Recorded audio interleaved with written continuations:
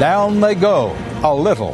The Federal Reserve shaves interest rates, trying to head off a recession. A report from Ray Brady. The O.J. Simpson trial. After 22 weeks, the state rests its case.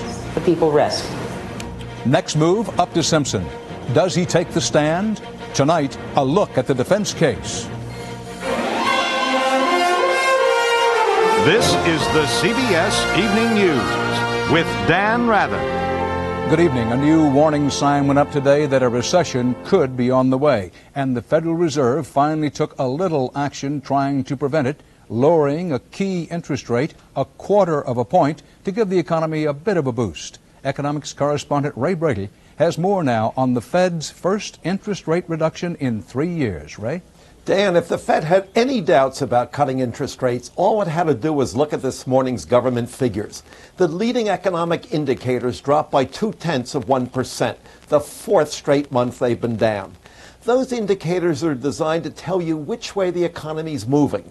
The last time they dropped like this, we got the recession of 1990. By cutting rates, the Fed hopes to avoid another recession. Lower rates for consumers and business make it easier for them to borrow and spend. And some interest rates are down already.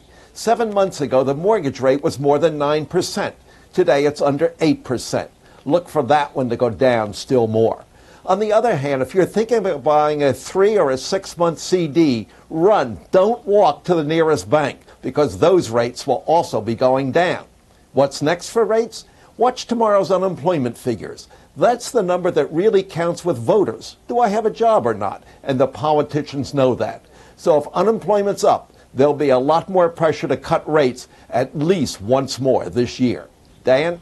Ray Brady, thanks. Wall Street loves lower interest rates. Word of the interest rate cut touched off a wild buying spree on Wall Street today. The Dow Industrial shot up more than 48 points to close at a record high of 4664. The NASDAQ index gained more than 11 points in heavy trading.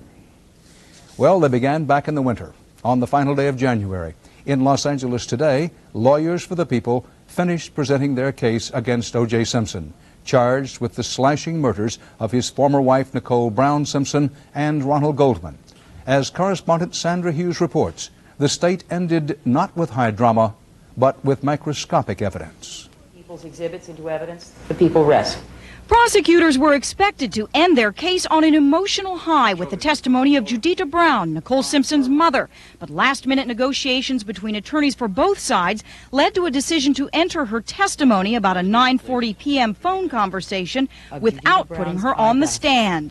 This was the last time that Judita Brown spoke to her daughter, Nicole Brown Simpson.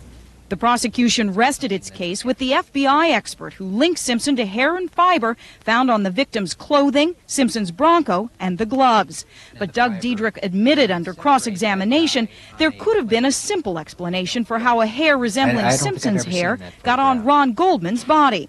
If the body of Mr. Goldman were dragged over the soil and there were hairs in the soil similar to that of Mr. Simpson, might there not have been a transference there of the one hair that you found?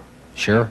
Although not dramatic as expected, legal experts say it was still a strong end for the prosecution case. They've presented a very strong and compelling case, which would result in a conviction in a short time in a routine case. But this case is not routine. Also today, it appeared there was more trouble looming for the jury, with only 2 alternates remaining. The court received information that one of our former jurors had indeed communicated with one of the sitting jurors.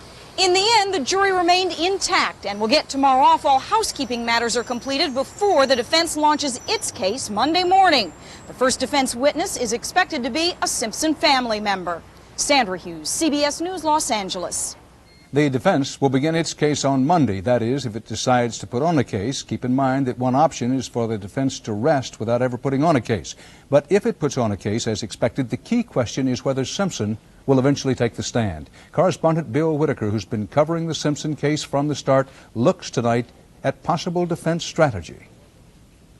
We expect to introduce evidence to show